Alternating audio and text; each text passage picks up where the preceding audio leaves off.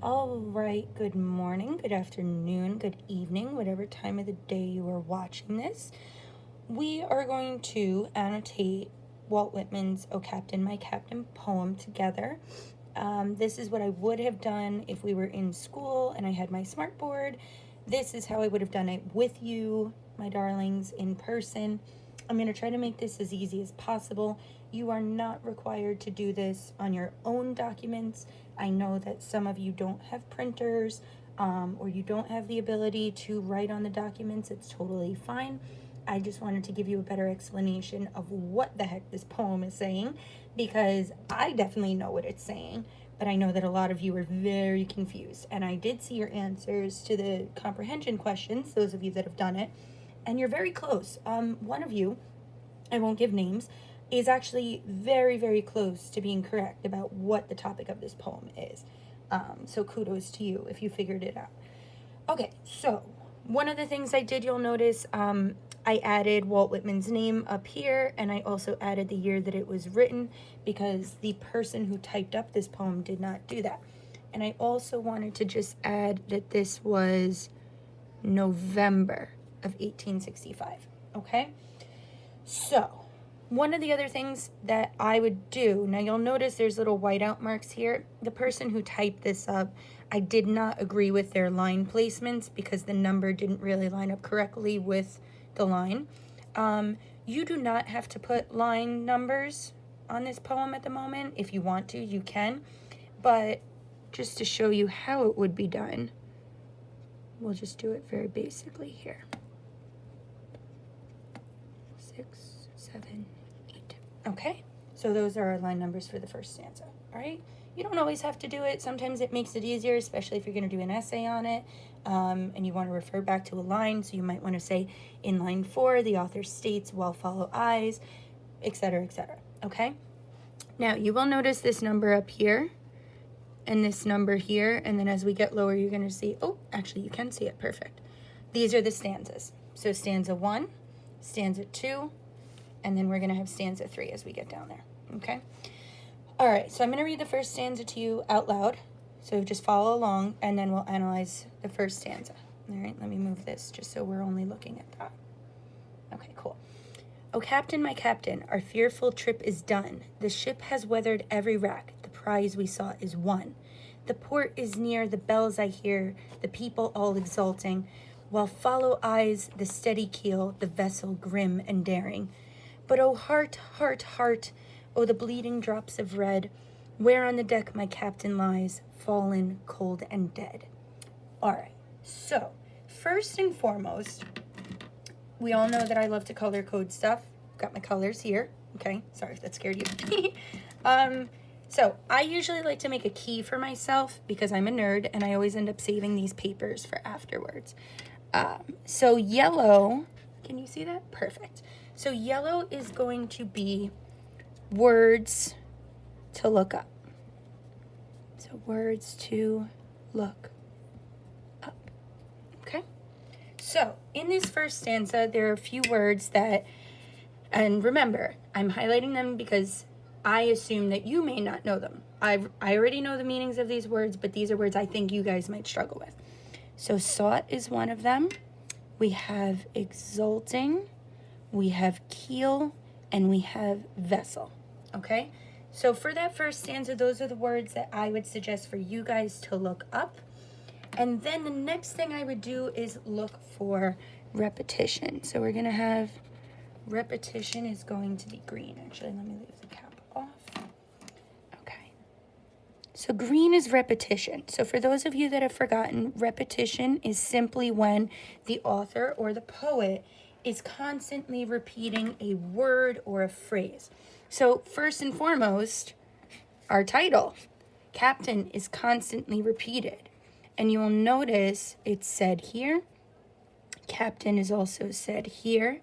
And heart is also repeated quite frequently. And O. But O is sometimes, in the 1800s, it was a way of expressing yourself. So that's quite common.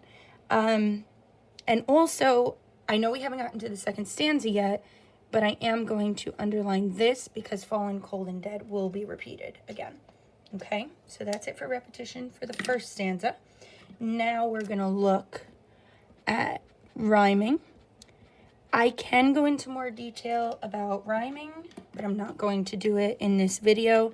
But there are different schemes that you would follow when you are a poet and you are creating rhymes. We won't get into the nitty-gritty of that. It's totally okay. But I do want you to pay attention to the ends of the sentences. So we have done, one, exulting, daring. And then here it gets a little tricky because heart and lies don't rhyme with each other. But red and dead do rhyme with each other. Okay? So as I said, there is a scheme that you would follow for this. I'm not going to get into that. I can do that in another video. But I just want you to be aware that the author is, in fact, rhyming. Okay? And then for blue, we are going to have that be symbolism. So symbolism is when an author or poet picks an item or an object or a person, a word. It could really be anything. And this word represents something else. Okay? So, I'm going to give a spoiler here. So if you don't want the spoiler, stop watching. No, I'm kidding. The captain in this case is actually Abraham Lincoln. Okay, now you're probably wondering how in the heck do we figure that out when we don't have anything in this poem that tells us that it's Lincoln. The date, okay, November 1865. So, just to give you a little bit of background, and my 7th graders should know some of this from Miss Carboni, because I know you guys are going to be covering the Civil War. So, in April, actually more specifically, April 9th of 1865, the Civil War ends. Yay. Okay. Now, April 15th, so April 15th of that same year, Lincoln dies.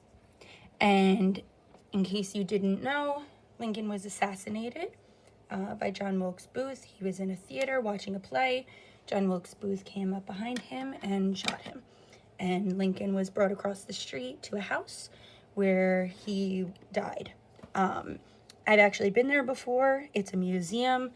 Hopefully when things reopen, maybe one day you'll be able to go see it. It's beautiful. They do a whole tour. They start you off in the theater, and then you make your way to the building across the street, and his bed is still there. Okay, so we now know that the captain is Lincoln. Okay, so we have a poet who is dedicating this poem to Abraham Lincoln. All right, now the ship has weathered every wreck. So what might the ship be? Well, if Abraham Lincoln was our fearless leader during the Civil War, the ship that has weathered every wreck and the prize we sought is won, well, that must mean that the war is over. So the ship would be the United States. Okay? And the prize that we sought was the North and South coming together. All right? Now, the next line, while follow eyes the steady keel, the vessel grim and daring. Grim, in this case, simply means that the country is in need of repairs. And the reason we know that is because a vessel, right here, a vessel is also another word for a ship. So if the U.S. is a ship, that means that the country, which is the U.S., needs to be fixed. Okay? That's what grim is referring to. All right? All right, let's go on to stanza 2. Okay, so we'll continue with our lines. 11, 12, 13, 14, 15, 16. Okay, so notice actually now we have a little bit of a pattern in stanza 2. We had 8 lines in the first stanza, and now we have another 8 lines in the second. Okay, so let's read it out loud, and then we will analyze. O captain, my captain, raise up and hear the bells. Rise up, for you the flag is flung, for you the bugle trills. For you, bouquets and ribbon wreaths. For you, the shores a crowding. For you, they call the swaying mass, their eager faces turning. Here, Captain, dear father, this arm beneath your head. It is some dream that on the deck you've fallen cold and dead. So right away, I'm going to go for my repetition. So we've got another stanza that begins the same way as the first one did. We've got another repetition of captain, and we've also got father repeating, because you'll notice that as it goes on, first he's just a captain. He's my captain. But now he's being referred to as a father. That's going to be very important. And again, fallen cold and dead. All right? Now, let's quickly look at the end rhymes. So, we have bells, trills, crowding, turning. Now, here's where we're tricky again, because look, remember this one? It was these two lines here that rhymed. Look at this. Head, dead. Okay, so those are our rhymes. And now the only word in here that I think you guys might struggle with, actually words I should say, is bugle and trill. So bugle is kind of like a trumpet. It was very common during the Civil War to have a bugle. And trills is the sound that it makes. If any of you have cats, cats actually kind of make a nice little trilling noise too. I can't imitate it. But you can always Google it and put it into YouTube and you can hear what a trill sounds like. Okay, so the swaying mass. So in this case, it's not referring to a church mass. Swaying mass is referring to the Americans. These are the people that are waiting on the shore. The shores are crowding with bouquets and ribbons, and the flag is hanging up, and everyone is thrilled because Abraham Lincoln has done so well, and he has helped them get through the Civil War. So another thing that I like to do is on the side, I just like writing little notes to myself. So we know that the nation was shattered. Okay. Now the reason the nation is shattered is because we have the Civil War ending on April 9th.